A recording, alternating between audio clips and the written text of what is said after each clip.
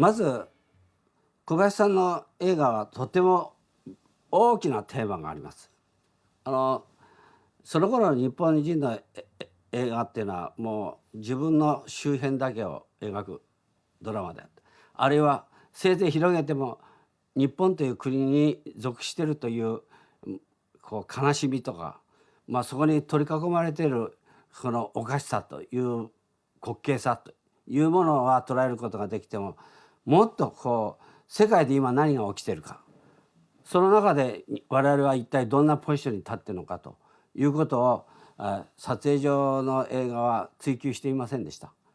極めて風俗映画と言っていいと思いますね。そういう中で小林正樹の映画はどの映画を見てもそのドラマのパルスがの原点がとても大きな世界を目指してこうパルスが発せられている。それが彼の映画のグランドデザインがとてもスケールが大きいというので、他の監督と違う性格を備えてきたと。それを表現するために彼は小さなエピソードを正確に、そして大変リアリスティックに描こうという努力をしました。そのための時間を使う、撮影で浪費する時間を少しも恐れませんでした。会社のスケジュールを無視して本当にディテールにこだわって撮影しているというのが我々のゴシップになりましたし、それが小林正樹という人の作家の本質ではないかと私は思うようになりました。小林作品を論ずるときに、大きなテーマはやはり日本が戦争に負けたと。1945年の敗北、そしてその敗北の後にやってきた日本の廃墟、この中で自分たちはどう生きるかという極めてある意味では大変私は道徳的な動機が日本中を覆ったと思いますね。だから日本の憲法は第9条で戦争をしないと、そして軍隊を持たないということで、戦後はまるであれですね、日本は軟体動物のようなわけのわからん、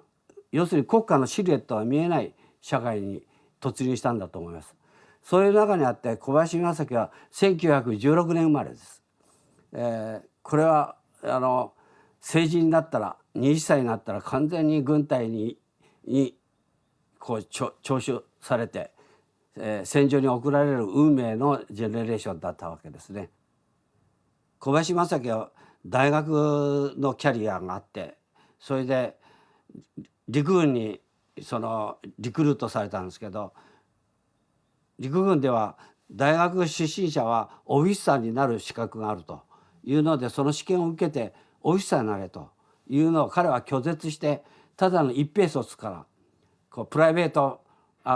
小林正樹として彼は決してオフィサーのにアップグレードすることを自ら拒否したんですね。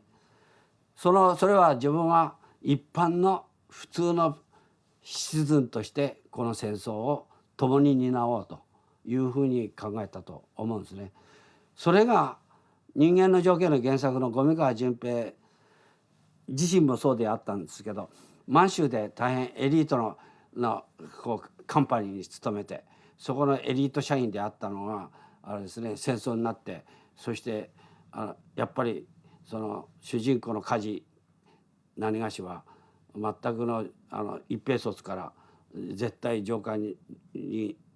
の位置にならない、左辺になっても一兵卒と同じイコールとして彼は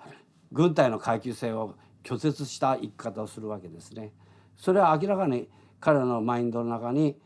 社会主義の平等社会っていうものを理想にしている日本における戦前の左翼の知識人の一人だったと思うんです。小林正樹も初めはそうだったろうと思います。ところが沖縄に行って、沖縄でアメリカ軍のキャンプに入ったその時の体験と、そして帰ってきたシベリアから帰ってきたソビエトの捕虜体験とものすごく違うと。もちろん中国戦線で日本軍のやってきたひどさっていうのは小林正樹にとってもこの戦争が大きな犯罪だったという前提は崩れなかったと思うんですけれど、ソビエトでの体験でどうも日本の戦後を社会主義で救うという幻想は成り立たないんじゃないかなということが1950年頃から彼の中に芽生えてたんではないかと思うんですね。だからそういう意味でこの体験はある意味では決定的に自分の自尊心、日本人としての自尊心である前に人間としての自尊心を傷つけられたと。檻の中に入るということはね、沖縄になぜ収容されたかということはついこの映画のために調べたら、いや中国大陸から日本に送還される船が難破して沖縄に寄ったためにアメリカ軍のキャンプに入れられたというこの不条理も本当に私はこの人間の条件を作る。中国人が鉱山の強制労働でこう檻の中塀の中に閉じ込められるのと同じ、この強制的に運動の自由を奪われると、この物理的な体験はなかなかそんなね個人の運命で普通は訪れないですよね。戦争の体験がなかったら日本の国内の家族の問題、日本の社会のジレンマの問題というものがあるけど、彼にとっては戦争で体験した不条理というのが彼のモチーフにならざるを得なかったと思います。それはだから彼の個人の問題が自分個人では解決つかない、それは哲学的に自分では解決つかない外からの要因が自分に襲いかかってくる、この関係をドラマにしないと自分も見つからないし、自分の不条理の因果を見つけることはできなかったろうと思うんです。それが彼の終生貫くテーマになっただろうと思いますね。映画は相対的に大変正確に再現されていると思います。というのはこの時代日本に対するナショナリズムっていうものがあんまり強くなかったから、日本人自身が戦争に対する罪の意識、戦争に対するあれですね、嫌悪感っていうのがあったものですから、戦争に対して美化するということはなかったですから、ある意味で一番正確に作れたろうと思います。今この映画を作ろうとしても時代の精神、映画ってのは姿や形やものだけではなくてマインドも時代の時代精神を映さなきゃなりませんから、そういう意味で五味川順平、小林正樹っていうコンビネーションは時代の日本人の戦争観、そして彼らが目撃した戦場の光景というのは、偽りなく私は再現されたと思います。原作はもう膨大で、その膨大さと本当にパラレルにあんな長時間も映画を作るという私は信じられないんですけれど、それはある意味では原作から絶対離れまいとする小林の意思だったろうと思います。五味川順平は戦争を体験した一人の知識人の青年が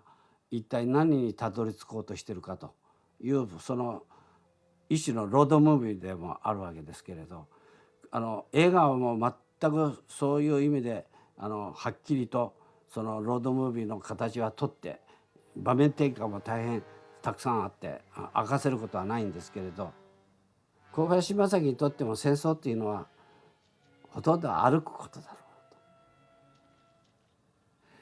うと。あとどうやって食べ物を探すか、この飢餓とその歩く、それは戦うために歩くというよりも何かから逃れようとして歩くと、それはやっぱり戦争を主催した人間とは違う、戦争という不条理に巻き込まれた人間の持ってる私はものすごく自然な日常だろうと思うんですね。だからこの人間の条件には大きなドラマとしてのグランドデザインに向かって動いていく、まるで氷河のように大きな流れがあるんだけど、その一つ一つ潰されていく氷の悲鳴がこの映画の力、表現力になっていると思います。これはやっぱり小林正樹のディティールに対する大変正確なリアリズムだと思います。第二次大戦というものの持つ戦争がもたらした作品だということだと思うんですね。やっぱり第一次大戦にジャン・ルノワールの「大いなる幻影」という傑作があったと思うんですね。多分小林正樹はこの影響を受けていると思います。私もあれはもうルノワールの傑作だと思うんですけど、あそこには多国籍な人間の戦争体験がジャン・ギャバンのロークラスの、ね、レーバーの物語から、貴族のアリストクラシーまでが戦争をどう受け止めるか、この戦争と人間の条件もある意味ではそういうたくさんの階級が戦争によってどういう受け止め方をするかというのが分かってくるんですけど、そのコスチュームがみんなボロボロの服ですから階級が見えないけど、言葉によってその人の知性や階級や境遇が見えてくる。これが大変見事に私は扱われたと思いますね。もうそういう意味では我々はものすごい勲章をつけて戦争する時代じゃないですから、日常の中にもこの兵士たちが味わった苦難はこの現代文明ハイテクに囲まれた我々の社会の中でも同じようなペインっていうものは同じように私は襲っていると思うんですよね。そういう意味でこの映画は単なる戦争映画じゃなくて、人間というものが作り上げる社会のアレゴリーとして私は映っていると思うんですね。それはルーティンで悪者といいものという対立だけじゃなくて、悪の中にも我々だってあの立場になるぞというね、不安がちゃんと存在してるんですね。いつどっちの虐待を受けるよりはそっちから逃れる側に逃げ込みたいという気持ちが映画を見てるうちにあって、すると虐待してる人間もそれは俺ではないのかというある意味では公平な気持ちがこの映画には出てくるわけですね。それはやはり小林正樹や五味川淳平の原作が受け入れられた、読者へ観客を得られた大きな理由ではないかと思います。あれを善悪だけでやってるとナショナリズムだけが残って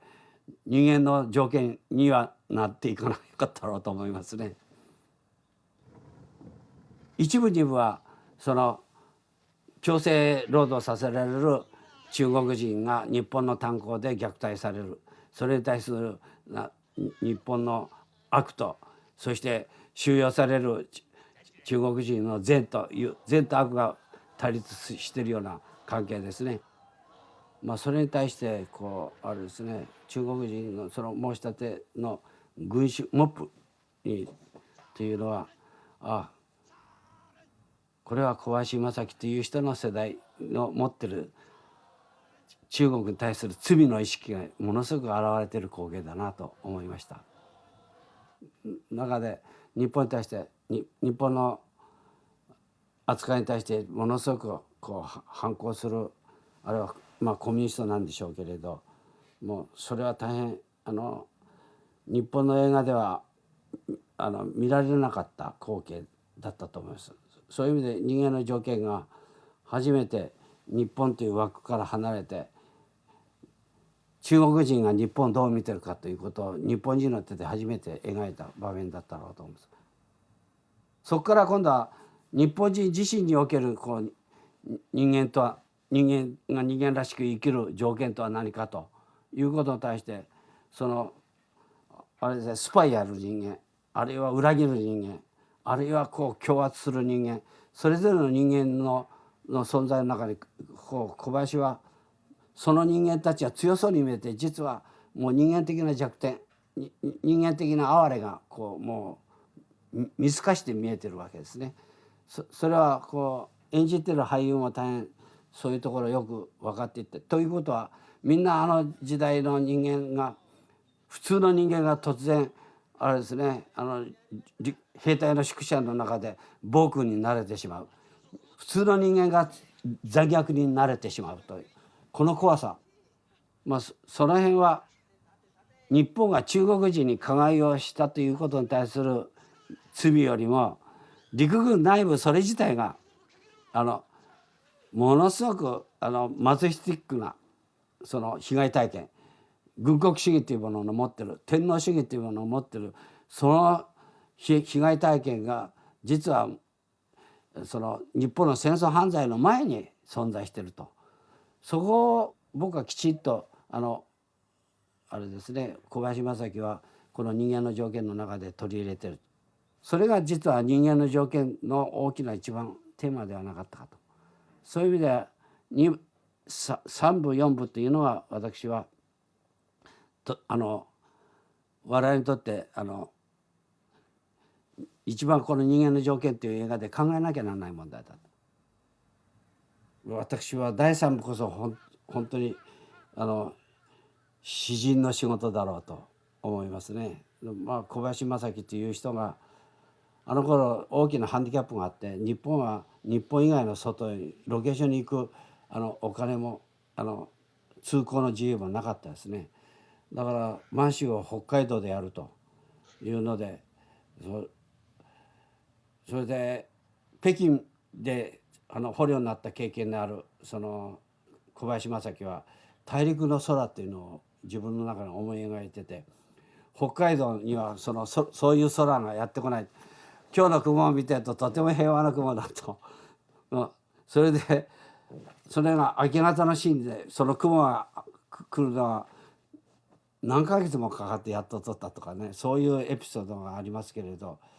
キャメラマンの宮島牛という人はソビエト社会主義の信奉者だった。そういう意味で小林正樹はガチガチのコミュニストのキャメラマンと一緒に仕事してその影響を受けてるのかと思ったんですけど、映画の中ではどんどん反スターリニズムになってくる。ソビエトと満州のこうボーダー、国境のところでこの国境を渡ると向こうに理想があると。いや待てよ、そんなに簡単に理想なんていうのはこの軍隊を見てて思うのはあまりにもその幼稚に過ぎるんじゃないかという対話がこう脱走しようとする人間との間に生まれてると。ソビエトと戦争してソ連という国の捕虜になることによってソ連という国家っていうものをそこで映画は透視図として大変浮かび上がらせる。それはスターリンの画像が